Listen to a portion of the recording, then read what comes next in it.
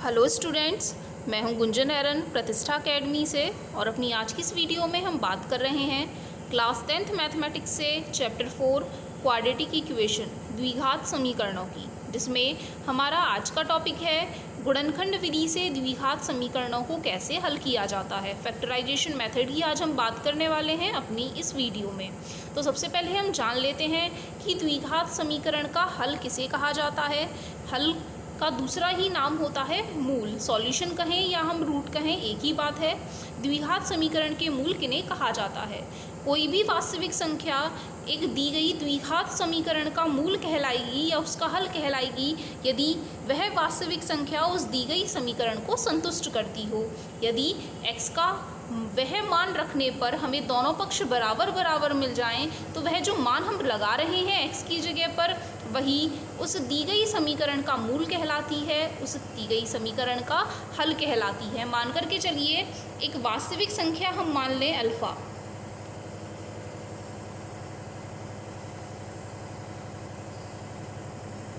और हमें एक द्विघात समीकरण दे रखी है।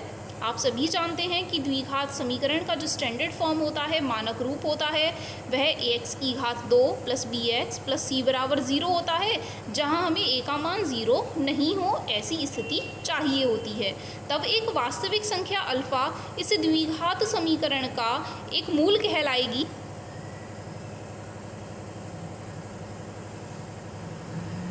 यदि यह इसे संतुष्ट कर रही हो, और संतुष्ट करने का मतलब है कि यदि हम x की जगह पर इस मान को लगाएं तो यह दोनों पक्ष हमें बराबर बराबर मिल जाएं। तो हमें चाहिए कि a x की जगह पे यदि हम अल्फ़ा लगा लेते हैं तो a alpha square plus b, फिर से x की जगह पे अल्फ़ा लगाएंगे, प्लस c बराबर 0 हमें मिल जाए। तो यह जो वास्तविक संख्या अल्फ़ा है वह इस दी गई द्विघात समीकरण का एक मूल कहलाएगी। और हम कह सकते हैं कि ये जो x बराबर अल्फ़ा है वह इस द्विघात समीकरण का हल है, क्योंकि यह इस दी गई समीकरण को संतुष्ट करती है। साथ ही हम बात करें कि एक द्विघात समीकरण के कितने मूल हो सकते हैं। जैसे हमने चैप्टर 2 में पढ़ा है कि एक द्विघात बहुपद के ज़्यादा से ज़्यादा 2 शून्यक हो सकते हैं, तो उसी तरीके से द्विघात समीकरण के भी ज़्यादा से ज़्यादा 2 मूल हो सकते हैं। 2 से ज़्यादा मूल कभी नहीं होंगे। ऐसी स्थिति तो हो सकती है कि हम दी गई समीकरण को हल नहीं कर पा रहे हैं, इस समय उस दी गई समीकरण के मूल अस्तित्व में नहीं है, लेकिन ऐसी स्थिति आपको कभी नहीं मिलेगी कि एक द्विघात समीकरण के 2 से ज़्यादा मूल आपको मिल जाएं। तो इस बात को भी हम नोट कर लेते हैं कि द्विघात समीकरण के अधिक से अधिक कितने मूल हो सकते हैं, 2 मूल हो सकते हैं। ये मैक्सिमम नंबर ऑफ रूट्स हैं किसी भी द्विघात समीकरण के लिए जो भी हमें समीकरण दी गई है। अब हम बात कर लेते हैं कि गुणनखंड विधि से हमें द्विघात समीकरणों के मूल कैसे ज्ञात करके बताने हैं। तो हम एक क्वेश्चन ले लेते हैं। हमें समीकरण दी गई है x की घात 2 - 3x - 10 बराबर 0। यह एक द्विघात समीकरण है, क्योंकि समीकरण में सबसे बड़ी घात जो चर के पर लगाई गई है वह 2 के बराबर है, तो इसलिए यह द्विघात समीकरण है। इसके गुणनखंड करने के लिए, गुणनखंड विधि से इसके मूल ज्ञात करने के लिए हमें यहाँ देखना है c का मान और x के गुणांक का मान। x के गुणांक का मान यहाँ 1 लिखा हुआ है और c का मान यहाँ 10 के बराबर है। यदि हम 10 की गुणा 1 में कर लेते हैं तो हमें मिलेगा 10। यह नियम होता है गुणनखंड विधि से गुणनखंड ढूंढने के लिए। जो c का मान है उसकी हम गुणा a में कर लेंगे, जो भी हमें मान मिल रहा है उसके हमें ऐसे गुणनखंड ढूंढ करके बताने हैं कि घटाने पर 3 हमें मिल जाए। यहाँ पर जो चिन्ह लिखा हुआ है वह हमें बताएगा कि हमें घटाने पर यह मान चाहिए। यदि यहाँ प्लस होता तो हम कहते कि हमें जोड़ने पर यह मान चाहिए। सबसे पहले हम 10 के गुणनखंड कर लें। 2 से करेंगे 2 पंजे 10, 5 से करेंगे 5 एकम 5, और 1 से करेंगे तो 1 एकम 1। यह गुणनखंड इनके हो सकते हैं। अब हमें ऐसे युग्म इनके बनाने हैं, ऐसे जोड़े इन मानों के बनाने हैं कि हमें घटाने पर 3 मिल जाए। आप देख रहे हैं यदि हम 5 में से 2 घटा लें, 1 की गुणा तो आप किसी के भी साथ कर सकते हो, इसलिए हम 1 को ना भी देखें तो भी यहाँ चल सकता है। तो 5 में से 2 घटाएंगे तो हमें 3 मिल जाएगा, और साथ ही 5 की गुणा हम 2 में करेंगे तो 10 भी हमें मिल जाएगा। इन दोनों की गुणा करने पर जो भी हमें राशि प्राप्त हुई होती है उसे 2 भागों में इस तरीके से बांटना होता है कि उन्हें गुणा करने पर तो वही संख्या मिल जाए और जोड़ने घटाने पर हमें अभिष्ट राशि मिल जाए। जोड़ना घटाना हम देखेंगे यहाँ दिए गए चिन्ह के अनुसार। तो यहाँ इन्हें हम गुणनखंड विधि से हल करने के लिए हम 3x को बदल करके इनके पदों में इस तरीके से व्यक्त करेंगे कि हमें घटाने पर माइनस के 3x मिल जाए, क्योंकि हमें जो आंसर चाहिए है वह माइनस में चाहिए है। इसीलिए जो बड़ी वाली राशि हमें मिली है उसे हम माइनस चिन्ह देंगे और छोटी वाली राशि को हम प्लस चिन्ह देंगे। हम विपरीत चिन्ह कब देते हैं? जबकि हमें घटाने पर मान निकालने हों। यदि हमें जोड़ने पर मान निकालने हैं तो या तो दोनों आपको प्लस में मिलेंगे या दोनों माइनस में मिलेंगे, वह निर्भर करते हैं इस यहाँ दिए गए चिन्ह पर। हमें चाहिए -3x। यदि हम -5x में 2x जोड़ लेते हैं तो हमें फिर भी हल करके -3x ही मिलेगा। हमने यहाँ 5 और 2 किस नियम के हिसाब से लिए हैं? गुणनखंड के नियम के हिसाब से लिए हैं कि इनको जोड़ने पर हमें या घटाने पर यह राशि मिल जाए और गुणा करने पर वह दी गई ऊपर वाली राशि हमें मिल जाए बराबर में 0। नेक्स्ट स्टेप में हमें पहले वाले दोनों पदों से कॉमन लेना है और लास्ट वाले दोनों पदों से कॉमन ले लेना है। यदि हम इन दोनों में से कॉमन देखते हैं तो हम x कॉमन ले सकते हैं। x कॉमन लेने के बाद यहाँ बचेगा x, यहाँ बचेगा 5। इसी तरीके से इन दोनों में से कॉमन आ सकता है 2 कॉमन लेने के बाद यहाँ x और यहाँ 2 पंचे 10 बराबर 0। आप देख रहे हैं यहाँ जो मान लिखे हुए हैं, फिर से यहाँ हम x - 5 कॉमन ले सकते हैं। x - 5 कॉमन लेने के बाद यहाँ बच रहे हैं x और यहाँ बच रहे हैं +2 बराबर में 0। यदि दो मान गुणनफल में 0 लिखे हुए हैं तो या तो पहले वाला मान 0 होगा या फिर दूसरे वाला मान 0 के बराबर होगा। जब हम x - 5 को 0 के बराबर रखते हैं तो हमें मिलेगा x बराबर 5, और यदि हम x + 2 को 0 के बराबर रखते हैं तो हमें मिलेगा x का मान -2 के बराबर। जो भी हमें यहाँ x के मान मिले हैं वही कहलाते हैं इस दी गई समीकरण के मूल। तो इस दी गई समीकरण के जो मूल हो जाते हैं वह होंगे 5 और -2। इसी तरीके से कुछ और क्वेश्चंस हम ले लेते हैं।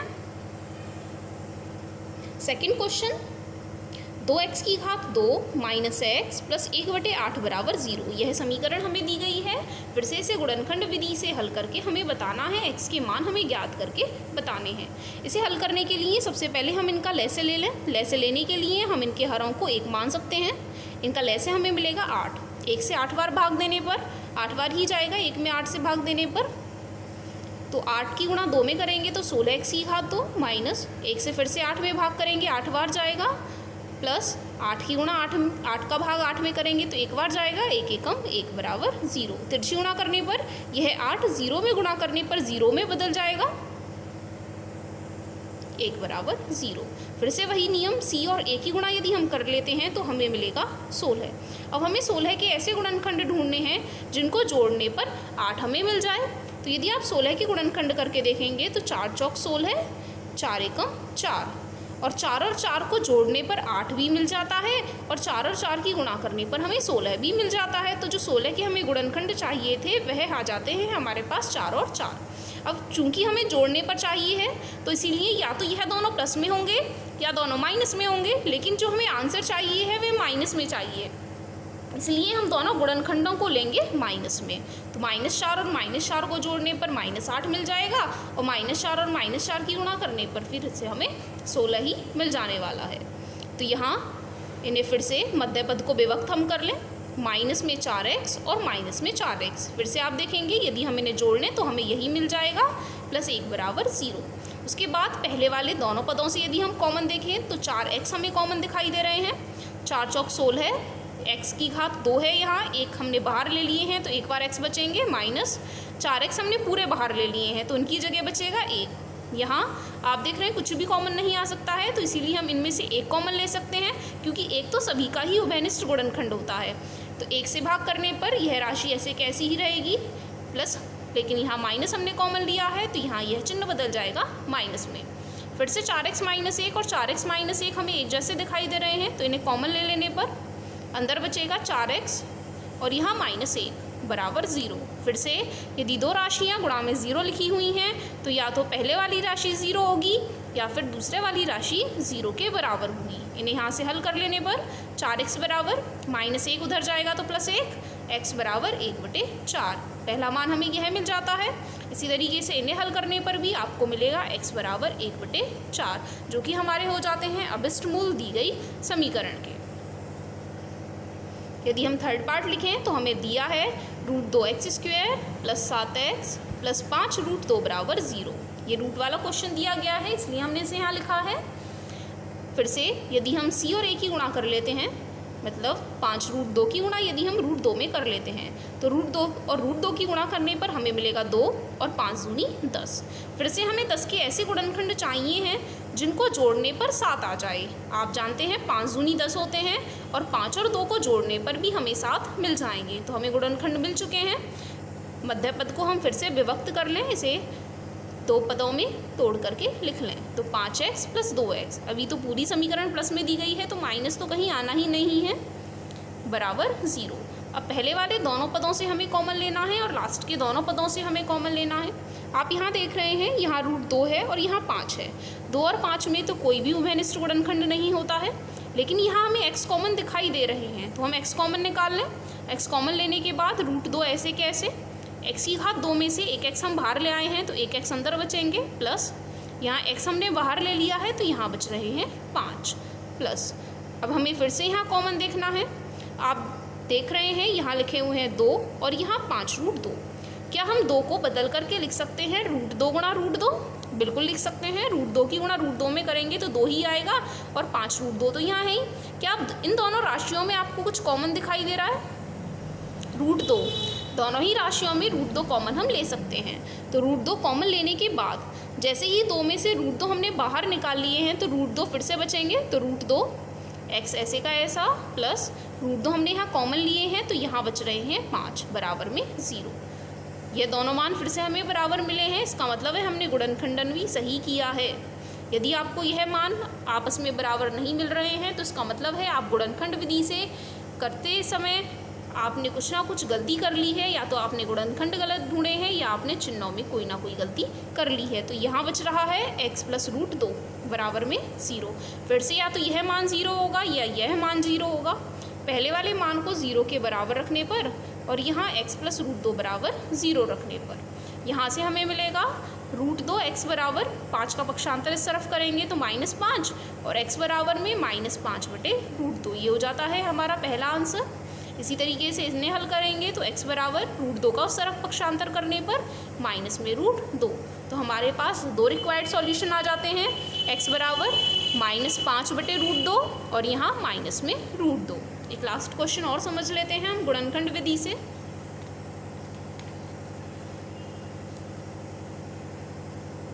फोर्थ, 3x की घात 2 माइनस 2 रूट 6x प्लस 2 बराबर 0। फिर से हमें इनके गुणनखंडन करके बताने हैं।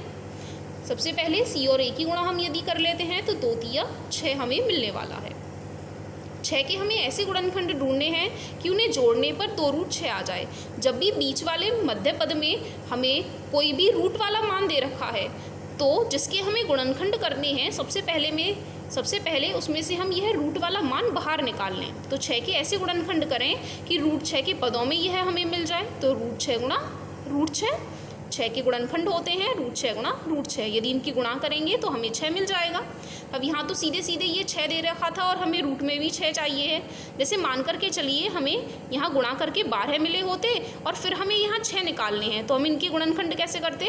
पहला गुणनखंड हम लेते 2, दूसरा लेते 6, उसके बाद 2 को हम ऐसे का ऐसा ही रखेंगे और 6 के गुणनखंड कर लेंगे रूट 6 गुणा रूट 6। इस तरीके से 3 गुणनखंडों में यह विभक्त हो जाएगा। लेकिन अब हमें यहाँ सिर्फ 6 के ही करने थे तो हमें यही देखना है। अब हमें चाहिए कि इन दोनों गुणनखंडों को जोड़ने पर 2 रूट 6 आ जाएं। बिल्कुल आ जाएंगे। रूट 6 में यदि आप रूट 6 जोड़ेंगे तो बराबर होता है जोड़ने पर 2 रूट 6। तो यही हो जाते हैं हमारे गुणनखंड। इन्हें यदि हम लिख लें मध्य पद की जगह, माइनस में यह मान है तो इसलिए हमें यह माइनस में ही लेकर के चलने हैं। माइनस में रूट 6x और माइनस में रूट 6x, क्योंकि जोड़ने पर हमें चाहिए थे दोनों समान चिन्ह में रखने हैं और यह चिन्ह हमें यहाँ से लेना है। प्लस में 2 ऐसे का ऐसा ही हम रखेंगे। अब इन दोनों में से क्या कॉमन आ सकता है? यहाँ 3 लिखे हुए हैं और यहाँ रूट 6 लिखे हुए हैं, इसको तो हम यहाँ से हटा दें। 3 और रूट 6 में से कॉमन हमें देखना है। 3 के यदि हम गुणनखंड करें तो होता है रूट 3 गुणा रूट 3, और यदि 6 के गुणनखंड आप देखेंगे तो वह आपको मिलेंगे रूट 2 गुणा रूट 3। 2 तिया 6 होते हैं, यहाँ रूट 3 की रूट 3 में गुणा करेंगे तो आपको 3 मिलेगा। तो आप देख रहे हैं रूट 3 और रूट 3 दोनों में कॉमन आ सकता है। रूट 3 हमने यहाँ कॉमन लिया, साथ ही x की एक घात भी यहाँ कॉमन आ सकती है, तो x को भी हम कॉमन निकाल लें। 3 में से रूट 3 हमने बाहर ले लिए हैं तो अब भी कितना बच रहा है? रूट 3।